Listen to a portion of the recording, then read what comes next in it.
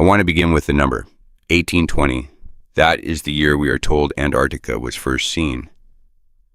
Or, if you press the wording, first officially seen, first recorded, first documented, first acknowledged. However they choose to phrase it, the year remains the same, fixed in textbooks and timelines with the kind of quiet authority that discourages further thought. For most of my life, I accepted it without resistance. Why wouldn't I?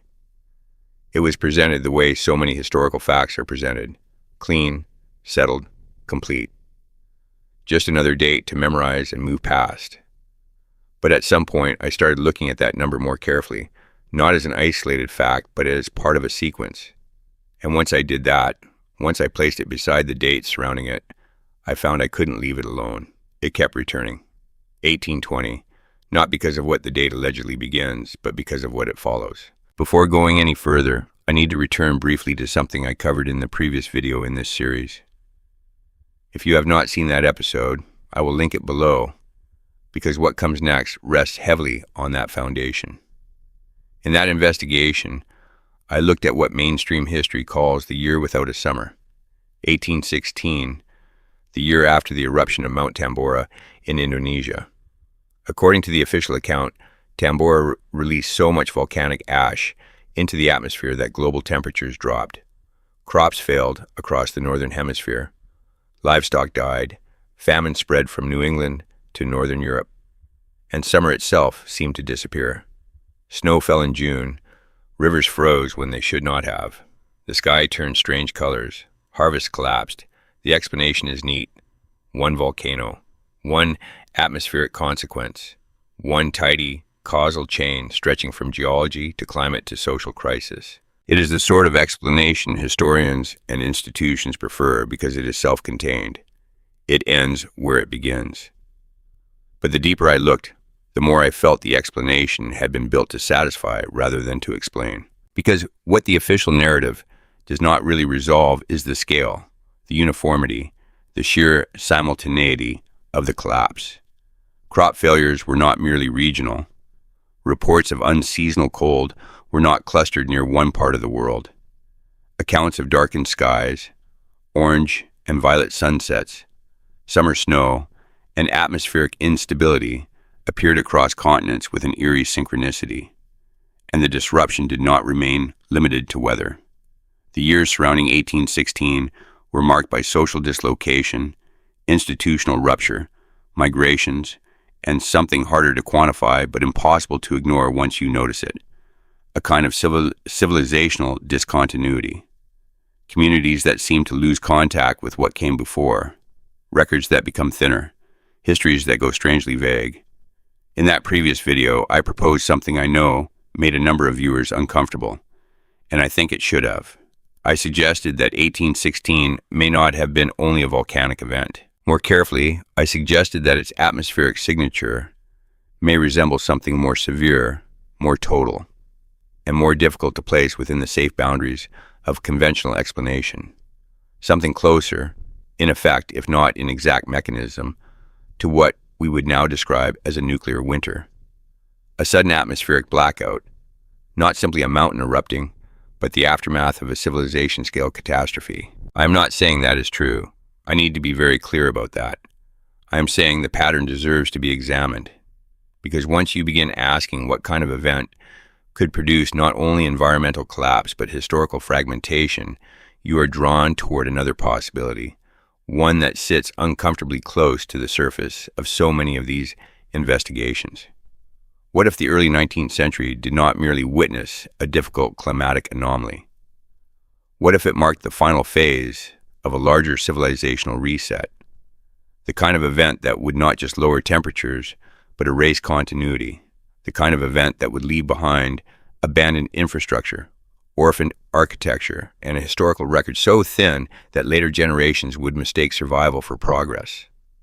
And this, of course, is where the question of Tartaria begins to enter the frame. Not necessarily as a fully formed empire in the way the internet often imagines it, not as a simplistic alternative map with clear borders and capitals, but as a placeholder for something more elusive, a global old world civilization, sophisticated, architecturally advanced, distributed across continents, whose fingerprints appear in canals, city grids, monumental buildings, and infrastructural systems that seem to appear in the historical record fully formed, without construction trails, without developmental stages, without the messy accumulation we expect from ordinary human settlement. Something was there, and then, apparently, it was gone. That was the foundation of the previous video, but while working through it, there was one detail I kept setting aside because it seemed almost too perfectly placed to be accidental.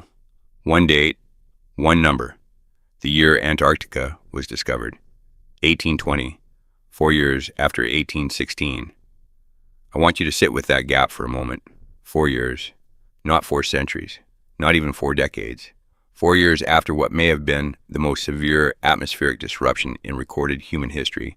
4 years after an event that, if interpreted another way, may represent the final convulsion of an older world. The most remote, least accessible, most frozen landmass on Earth is suddenly entered into the official record, and not by a single expedition stumbling onto it by chance. By 3, a British expedition, a Russian expedition, an American expedition, all operating independently, we are told, all active in the same general region, all arriving within months of each other, all in 1820. Now, I am not going to stand here and tell you that overlapping expeditions are impossible. They are not. Discovery attracts competition. Rival maritime powers chase the same rumors. Explorers race each other. History is full of that. But that is not the question that keeps me awake. The question is not whether multiple expeditions can converge on the same goal. The question is why then? Why after millennia of seafaring civilization? Why after the Phoenicians, the Greeks, the Romans, the Chinese, the Arabs, every advanced maritime culture that ever put hull to open water? Why does the largest southern landmass remain officially unknown until 4 years after the sky goes dark? Why is the timing so exact? Why 1820? Because the deeper I went into the cartographic record, the less that date looked like a beginning. And when I say I went into the cartographic record, I mean beyond the classroom version of history, beyond the simplified maps reproduced in schoolbooks, into older charts, archived documents, navigational traditions, and the sort of material that survives on the margins because it no longer fits comfortably into the official timeline. And once you start looking there, the discovery narrative begins to develop stress fractures. There are maps, surviving historical maps, that appear to show Antarctica long before 1820. The most famous, of course, is the Piri Reis map of 1513, compiled by an Ottoman admiral who explicitly stated that he drew from much older source maps. What appears on that chart is not merely a vague southern speculation, not a decorative flourish, not an abstract philosophical balance to the northern continents, but a landmass with coastlines detailed enough that 20th century researchers later compared them to modern data of Antarctica's subglacial contours, the actual terrain beneath the ice. And the comparison is not easy to dismiss. It does not resolve the mystery. It intensifies it. Then there is the Orange Finet map from 1531. That map goes further. It depicts a southern continent with internal detail, river-like systems, mountain ranges, geography that appears not frozen, but exposed. Let me slow down here because this is the sort of point people read past too quickly. A 16th century map appears to show physical features of Antarctica that were not technologically confirmed until the 20th century, after sonar and modern surveying methods allowed researchers to understand the rock and terrain hidden beneath the ice. The official response to this has historically oscillated between coincidence, guesswork, symmetry theory, and the claim that ancient cartographers simply imagined a terra australis to balance the landmasses of the north. Maybe that is all it is. But how do you guess a coastline with coherence? How do you guess internal ridges? How do you guess what lies under the ice? At some point, the word guess stops functioning as an explanation and starts functioning as a ritual. Something repeated not because it resolves the evidence, but because it protects the framework around the evidence. Because if those maps reflect inherited knowledge, then someone knew, someone saw, Someone preserved that information across centuries. And then we are left with the question the mainstream record never answers to my satisfaction. Who? If you are finding this worthwhile so far, consider subscribing or becoming a YouTube member. This series keeps going further into territory most channels avoid, and having your support genuinely makes that possible. But now I want to return to 1816 because I think the way we have been framing that year may be incomplete. In the previous episode, I approached it as an ending, the terminal moment of an older civilizational order, the atmospheric scar left behind by something catastrophic enough to depopulate cities, interrupt memory, and leave later populations living among remnants they no longer understood. But what if that is only half the picture? What if 1816 was not just an ending? What if it was, for someone, also a beginning? Here's the possibility I have been turning over in my mind, and again I'm presenting it as a question, not a conclusion. What if the atmospheric event of 1816 did not only affect agricultural systems in Europe and North America? What if it also accelerated polar glaciation? What if the same mechanism that turned summer into winter across the northern hemisphere also drove or finalized an ice event at the poles? What if Antarctica, the landmass shown without ice on those earlier maps, was either in the process of freezing or had only recently frozen over? And what if 1816 marked the last stage of that process? Or perhaps something even stranger, a deliberate atmospheric event whose consequences extended far beyond what our textbooks are willing to describe? I know that sounds like a leap. I hear it too, but look at the sequence again. 1816, an unprecedented atmospheric anomaly. 1820, Antarctica officially discovered, not before the global disruption, not during it, after it, 4 years after. This is what I mean when I say pattern recognition begins to matter. No single point proves the larger case, but the points begin to align in ways that are increasingly difficult to unsee. And once the pattern is visible, it does not stop in 1820. The thread continues. The knowledge continues. The sense that Antarctica is not simply a blank frozen wasteland, but a place of unusual interest continues surfacing in the hands of states and militaries with enormous resources. In 1946, 1 year after the Second World War ended, the United States launched Operation Highjump. This was not a modest scientific outing. It was a full military expedition, 13 ships, 33 aircraft, nearly 5,000 personnel, led by Admiral Richard Byrd, one of the most decorated naval officers in American history. Officially, the mission involved training, mapping, and scientific research. Perhaps that is all it was, but the scale is difficult to ignore, especially when placed against what came before, because the Americans were not the first military power to take Antarctica seriously.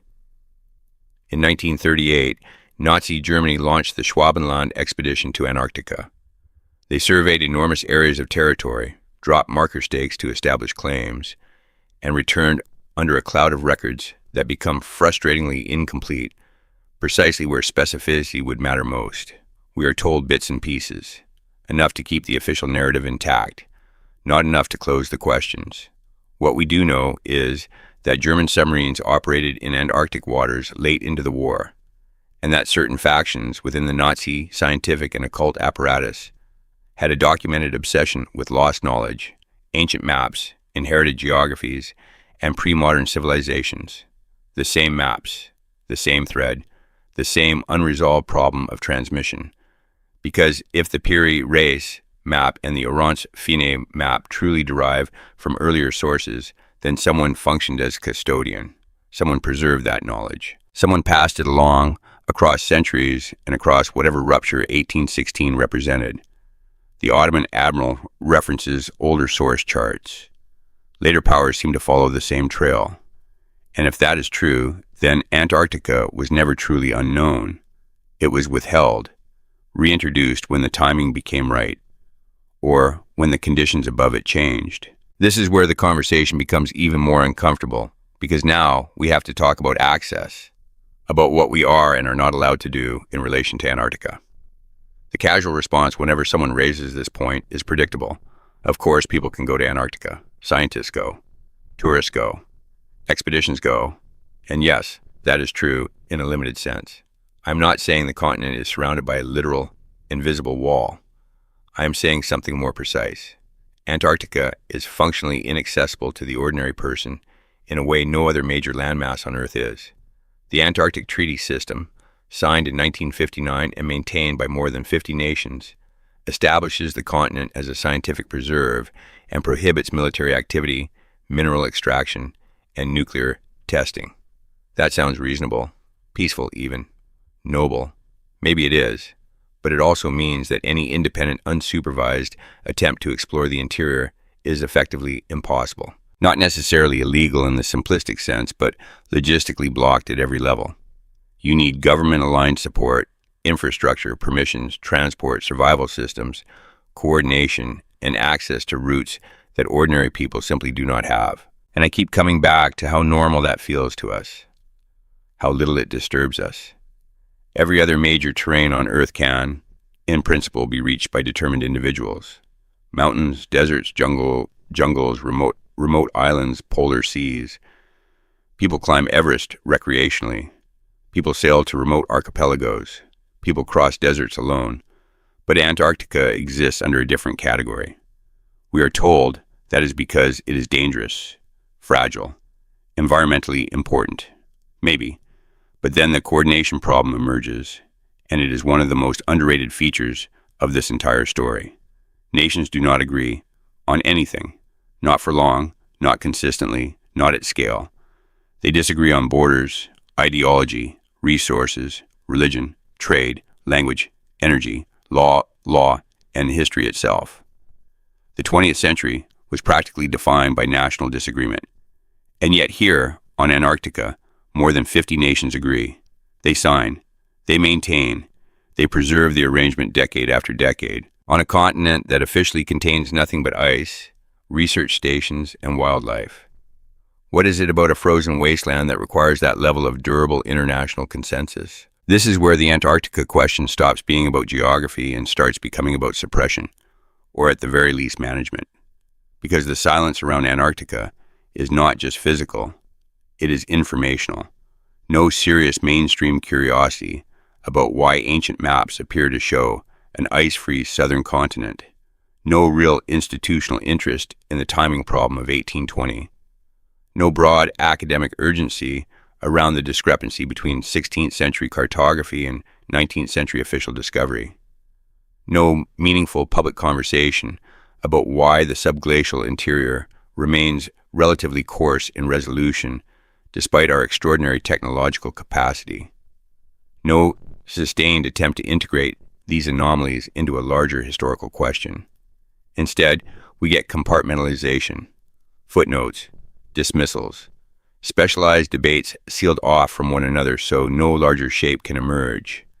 And that silence begins to resemble not the absence of evidence, but the management of evidence. Not a closed case, but a carefully fragmented one. Now, I want to connect this directly to Tartaria, because this is where the Antarctic thread stops feeling isolated and begins to merge with the rest of the pattern. Across this series, we have documented, provisionally and imperfectly, but repeatedly, the presence of old world architecture and infrastructure in places where it should not exist according to the accepted timeline. Buildings appearing in the record complete, not under construction. Civic structures in supposedly young frontier settlements, whose scale and sophistication exceed what those settlements should have been capable of producing. Cathedrals and administrative buildings in towns that, by official chronology, were scarcely established. Sewer systems, canal systems, heating systems, tunnel systems, street grids, pressure systems, buried levels. Ground floor is now below grade, windows opening at ankle height because the street rose or because the structure was partially buried. Again and again, the same pattern. Architecture without builders, infrastructure without transitional phases, technical mastery without the documented labor, supply chains, or developmental processes that should accompany it. The phrase many people use for this is mudflood. I understand why that term makes people recoil. It sounds too easy, too online, too simplified. But the physical pattern it points to is real enough to be worth taking seriously. Buried first floors, entire districts apparently submerged beneath later street levels, buildings whose proportions make more sense if much of what we see now is only the upper portion of what once stood exposed. This pattern is not regional. It repeats across North America, Europe, Russia, South America, and beyond. And every time it appears, the official explanation is some variation of local development, street raising, poor drainage, urban evolution, normal accumulation. Sometimes that is true in part, but the deeper you look, the thinner those explanations become. The timelines fail. The documentation is missing. The workforces are invisible. The transitional photographs are absent. Something was already there, something older, something more integrated than we have been taught. Now return to Antarctica with that in mind. Ancient maps suggest the continent was once visible, habitable enough to map, perhaps not in some remote geological age, but in time close enough to human memory that those maps survived into the early modern era. If that is even partially true, then Antarctica is not just another landmass. It is potentially the largest sealed archive on Earth. Not because I am claiming with certainty that there are cities under the ice. I am not. Not because I'm saying there are pyramids hidden beneath the Antarctic plateau. I am not saying that either. I'm asking a simpler and in some ways more destabilizing question. Why don't we know? Why, with modern satellites, radar, geology, and remote sensing, is the interior still wrapped in such persistent ambiguity? Why do the gaps in understanding remain clustered where they matter most? Why does the conversation keep stopping precisely where it should begin? I think what unsettles me most is the shape of the silence. No introductory curriculum spends real time on the Piri Reis map. No serious institutional curiosity lingers over the fact that 3 nations officially discover the same continent at once. No integrated explanation is offered for why 16th century maps show exposed terrain, and modern historians insist Antarctica remained essentially unknown until 1820. No one in authority seems interested in resolving the contradiction. It is always segmented, always pushed into separate rooms. Cartography over here, polar history over there, treaty law in another place entirely. Architectural anomalies dismissed as urban quirks. Tartaria written off as internet mythology, each piece isolated so the pattern cannot form. But the moment you allow the pattern to form, even tentatively, a much larger possibility comes into view. And I don't think once you really see that, you can unsee it. If this series is worth something to you, comment below with your thoughts, your own theories, or the pieces of this pattern that keep pulling at you. The next video goes somewhere I genuinely was not sure I was ready to go, but I think I am now. I will see you there.